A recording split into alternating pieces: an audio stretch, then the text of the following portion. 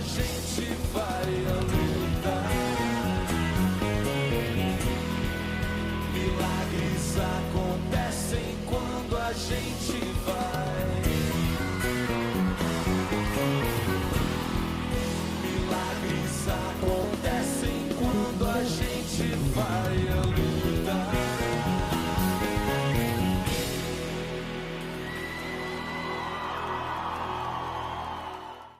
Olá pessoal, tudo bem? Eu sou Evandro Júnior e esse é o nosso Gente que Faz. Sabe aqueles caras que a gente encontra na rua e começa a chamar de cara e você já sabe que vai vir alguém que é personagem central de empreendedorismo na nossa cidade. Mas uma das figuras que tem chamado muito atenção há alguns anos na nossa cidade começou aos 12 anos de idade como representante comercial. Dá para acreditar? Dá sim, e você vai entender o porquê que eu estou falando isso. Dono de um estilo de simplicidade incrível e de um empreendedorismo inquieto, nós estamos hoje com o Rodrigo, um dos meninos do Genoma. Isso aí. Não é? Um dos meninos do Genoma. Ô, Rodrigo, obrigado por aceitar, sabe, o nosso convite de estar aqui no Gente que Faz, falando sobre empreendedorismo, falando sobre sua trajetória, particularmente, sem nenhuma tietagem, mas já com tietagem, eu sempre te admirei. Sério, e sempre admirei mesmo o trabalho que você faz. Tanto que um dos meus filhos já está estudando aqui no Genoma há alguns anos, o Esdras, e ele quis vir justamente por causa daquele apelo há uns 4, 5 anos, daquela grande aparição publicitária, midiática do Genoma. E ele está gostando? Tem que saber. Eu tô com um problema. Opa, eu tô com um problema. Que ele tem uma irmã de 11 anos e que quer vir. Que coisa boa, vai vir, se Deus quiser. É um problemão para mim. Não, vai estar aqui com a gente. Mas olha só, e dentro dessa fala de há uns 4, 5 anos, dessa grande explosão Genoma, midiática, publicitária, isso trouxe um certo, em princípio, desarranjo, mas depois de uma grande reorganização do movimento e da lida educacional na nossa cidade. Mas eu quero falar disso depois, um pouquinho depois. Eu quero saber quem é o Rodrigo, de onde ele veio e como que começa essa história. A gente falou 12 anos de idade. Como que é isso? Na verdade, comecei como representante comercial, profissão herdada do meu pai, aprendi com ele o ofício. Aos 12 anos já trabalhava, aos 15 já tinha minha carteira de clientes, já trabalhava de forma independente. Mas o Rodrigo do Genoma, ou os meninos do Genoma, como a gente é chamado aí, nós começamos nossa trajetória, nós nascemos em Valadares, somos criados aqui, no bairro Altinópolis. Então nós começamos a trabalhar muito cedo, exatamente para ajudar a custear as despesas da casa. Assim, a família sempre, família de classe média baixa,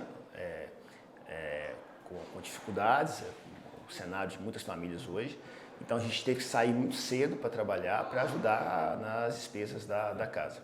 Então comecei com 12 e aos 15 já trabalhava sozinho como representante comercial para ajudar nas despesas da casa. Então muita gente fala assim, o Genoma foi uma franquia, o Genoma... Todo mundo pergunta isso. Todo mundo pergunta, o Genoma é uma franquia, veio de fora para cá? Como que o Genoma nasceu em um almoço de dia de domingo, aquele tradicional almoço familiar. Nasceu o Genoma em uma mesa de almoço com a minha mãe e meus irmãos. Nilson queria fazer medicina na época, meu irmão mais velho, hoje é médico, meu sócio aqui na empresa. E como uma família muito carente, acaba que o sonho de um é um sonho da família inteira. Todo mundo. Naquele cenário, não existia tantas faculdades de medicina como tem hoje. Existiam praticamente as federais, não existiam as particulares em volumes que tem hoje. E não existia financiamento estudantil, nem ProUni. Então, a faculdade de medicina era para poucas pessoas. Então, o sonho dele foi o sonho nosso, uma vida inteira. Então, quando ele conseguiu a aprovação de medicina, ele disse, poxa, mas tem tantas pessoas na mesma situação que a minha, tanta gente que tem esse desejo de medicina, e Valadares às vezes não oferece um produto para preparar para as faculdades mais difíceis.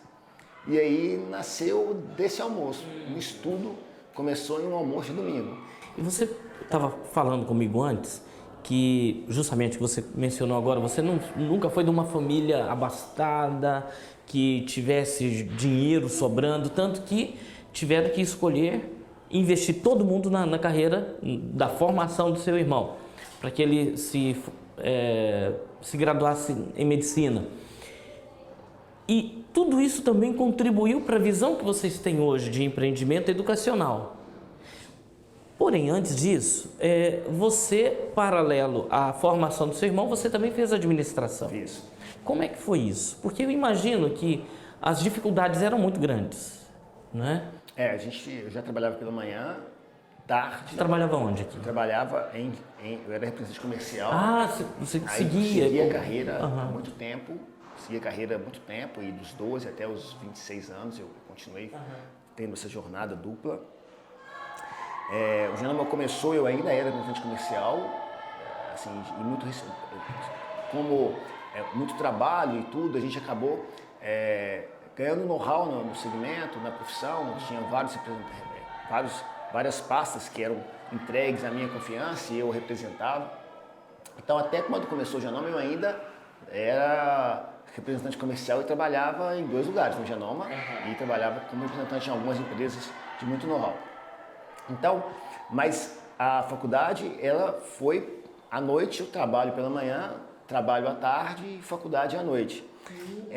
Mas eu acho que é como acontece ainda com muitos de nossos colegas, assim, e eu acho que é isso. Mas você há de convir que poucos colegas fazem isso hoje. No Brasil, quer dizer, nos Estados Unidos ele faz isso, né? Mas no Brasil não tem muito essa cultura, né? Isso é para quem tem veia empreendedora mesmo. Porque é extremamente exaustivo, né? Naquele cenário, Nilson já morava fora, já fazia medicina, ou cursinho em Belo Horizonte, e depois medicina em Patinga. E eu e o Thiago ficávamos em Valadares. O Thiago também trabalhava, na época era muito novo, mas desde muito novo também já era office boy em uma farmácia. E eu trabalhava como representante comercial, eu era um pouco mais velho do que ele. E aí o Janoma nasceu nesse contexto da necessidade, de se formar pessoas, de colocar mais pessoas com a mesma dificuldade do meu irmão mais velho e de tantos outros que passam, e de uma necessidade financeira de uma família que era, assim, extremamente carente, desprovida de muitos recursos financeiros. Então o Janoma nasceu de um almoço de domingo, mas ele até hoje nasce nos corações da gente como uma oportunidade de levar a educação a pessoas que não têm condições, ou pelo menos imaginam que não tenham, que não as tenham. Por quê? Até quando a gente recebe um aluno, às vezes há um trabalho de mostrar para ele, olha, você tem condição de chegar mais além, qual que é o seu desejo, qual que é o seu sonho, o que você imagina para o futuro.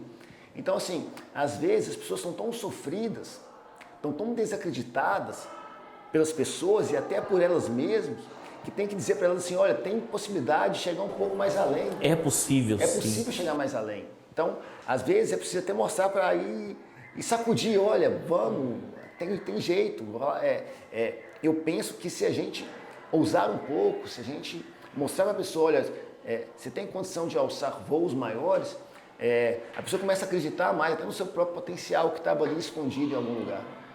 Agora, a gente vai falar sobre aprovações depois, sobre um monte de situações. Quando, Rodrigo, tá certo que você herda do seu pai aos 12 anos essa lida com a representação comercial, mas quando você se percebeu empreendedor?